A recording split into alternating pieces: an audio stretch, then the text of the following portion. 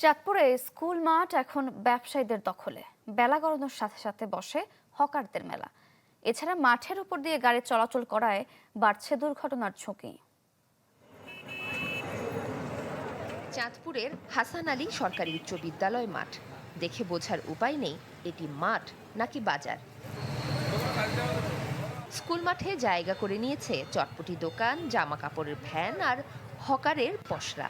বেলা গড়ার সাথে সাথে দোকানিরা দখল করে নেয় মাঠের বেশিরভাগ অংশ। রাস্তার পাশে মাঠটি হওয়ায় প্রায় সময় মাঠের উপরেই চলে যান। ৭২ ঘন্টা ময়েশ্চার লক সমৃদ্ধ লিলি বডি ওয়াশ শিয়া বাটারের গুডনেস স্কিন রিপেয়ার করে রাখে সফট ও গ্লোয়িং, ছড়িয়ে দেয় লং লাস্টিং ফ্রেগন্যান্স।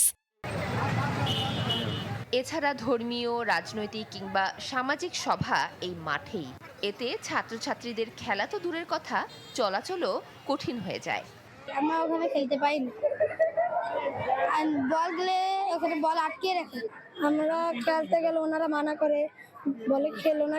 আমরা বলি এটা তো আমাদেরই খেলার মাঠ, আমরা খেলতে পারি না। পিটির সময় দোকানগুলো ফাঁকা দেওয়ালে লাইনও ওভার হয়ে যায়, বাচ্চারা বের হয়ে যায়, বাচ্চারা বিভিন্ন জায়গায় চলে যায়, গার্ডিয়ানরা টেনশনে থাকে। কিন্তু বাউন্ডারিটা দেওয়া আমাদের জন্য অনেক জরুরি। হকাররা বলছেন বিকল্প জায়গা না থাকায় বাধ্য হয়ে মাঠটি ব্যবহার করছেন তারা। আমরা বাধ্যতামূলকই এখানে আসছি, পেটের দায়ে আসছি, আইসে আমরা যাই কর্ম করতেছি।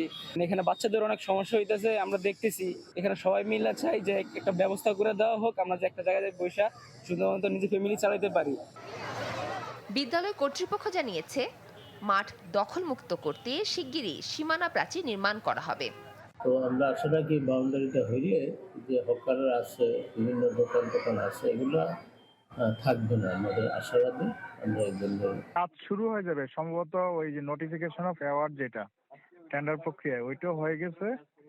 আমি ২-১ সপ্তাহের মধ্যে মনে হয় বাউন্ডারি ওয়ালের কাজ শুরু করবে আর কি কন্ট্রাক্ট ঠিকাদার।